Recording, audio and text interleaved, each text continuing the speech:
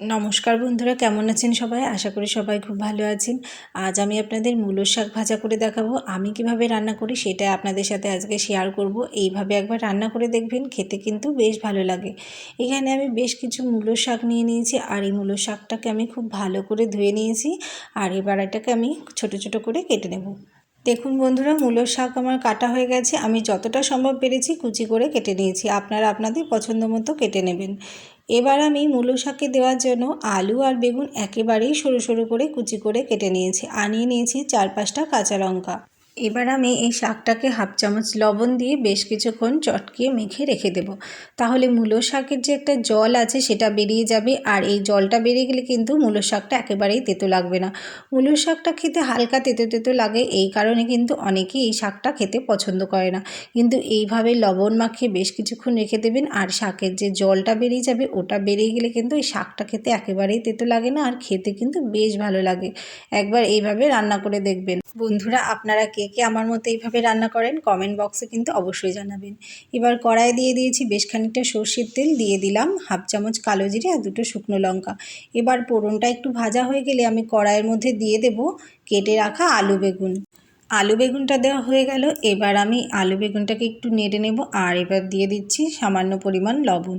যেহেতু আমি শাকের মধ্যে লবণ দিয়েছি তাই এখন অল্প পরিমাণেই দিলাম, খুব বেশি দিলাম না, যতটুকু আলু বেগুনে লাগবে সেই মতো দিলাম। আর দিয়ে দিলাম হাফ চামচ হলুদ। এবার সব কিছু দিয়ে আলু বেগুনটাকে খুব ভালো করে ভেজে নিতে হবে। এইভাবে ছোট ছোট করে আলু আর বেগুন কেটে রান্না করলে মূলো শাকটা কিন্তু অসাধারণ লাগে।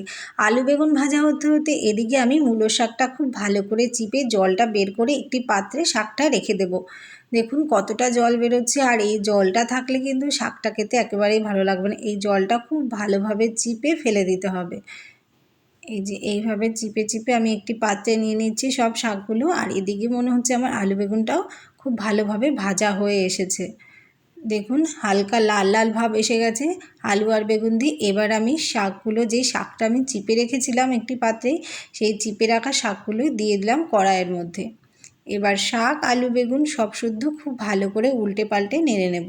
একটু নেড়ে নেওয়ার পর কড়াইয়ের মধ্যে দিয়ে দেবো চিড়ে রাখা কাঁচা লঙ্কাগুলো, যেগুলো আমি আগে চিড়ে রেখেছিলাম সেগুলো দিয়ে দিলাম। এবার আর একটু নেড়ে চেড়ে আমি এই শাকটাকে বেশ কিছুক্ষণ সময়ের জন্য ঢেকে দেব। গ্যাসের জোর একেবারেই লো ফ্লেমে দিয়ে এই শাকটাকে ঢেকে রাখতে হবে, না হলে কিন্তু কড়াইয়ে লেগে যাবে। দেখুন 5-7 মিনিট মতো আমি ঢেকে রেখেছিলাম। এবার ঢাকনাটা তুলে নিয়েছি, আর এইভাবে খুন্তি দিয়ে কিন্তু এবার ঘন ঘন নাড়তে হবে। নেড়ে নিয়ে আমি দেখে নেব যে শাকের লবণ ঝালটা ঠিকঠাক আছে কিনা।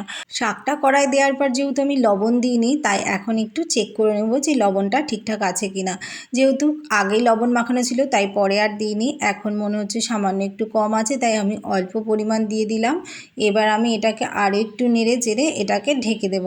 যত ঢেকে ঢেকে রান্না করা যাবে শাকটা সুন্দর নরম হয়ে যাবে, আর খেতেও ভালো লাগবে, ভাজাটাও খুব ভালোভাবে হবে। যেহেতু খুব বেশি তেল দিইনি, তেল বেশি দিলে কিন্তু খেতে ভালো লাগে না। অনেকেই আছেন তেল বেশি পছন্দ করেন, আবার অনেকে আছে কম তেল পছন্দ করেন, তাই আমি অল্প তেলেই রান্নাটা করে দেখাচ্ছি। খুব বেশি তেল দিলে কিন্তু শাক ভাজা খেতে ভালো লাগে না। এবার শাকটা প্রায় ভাজা হয়ে এসেছে, আর আমি এবার উপর থেকে দিয়ে দিলাম 1 চামচ মতো পোস্ত। এইভাবে শাক ভাজা নামানোর আগে উপর থেকে একটু পোস্ত ছড়িয়ে দেবেন, তাহলে কিন্তু খেতে বেশ ভালো লাগবে। মূলো শাক ভাজা আমার সম্পূর্ণ রেডি হয়ে গেছে। এবার আমি এটাকে একটি পাত্রে নামিয়ে নেব। এই রেসিপিটা সকলেই পারে জানি, তবুও এই রেসিপিটা আমি পোস্ট করলাম আমি কীভাবে রান্না করি, আর এটা আশা করি নতুনদের জন্য খুবই উপকারে লাগবে যারা নতুন নতুন রান্না শিখছে। আমার বানানো মূলো শাক ভাজার এই রেসিপিটা কেমন লাগলো বন্ধুরা কমেন্টে জানাতে ভুলবেন না। আর আপনারা কে কে এইভাবে মূলো শাক ভাজার রেসিপিটা রান্না করেন সেটাও কিন্তু কমেন্টে অবশ্যই জানাবেন।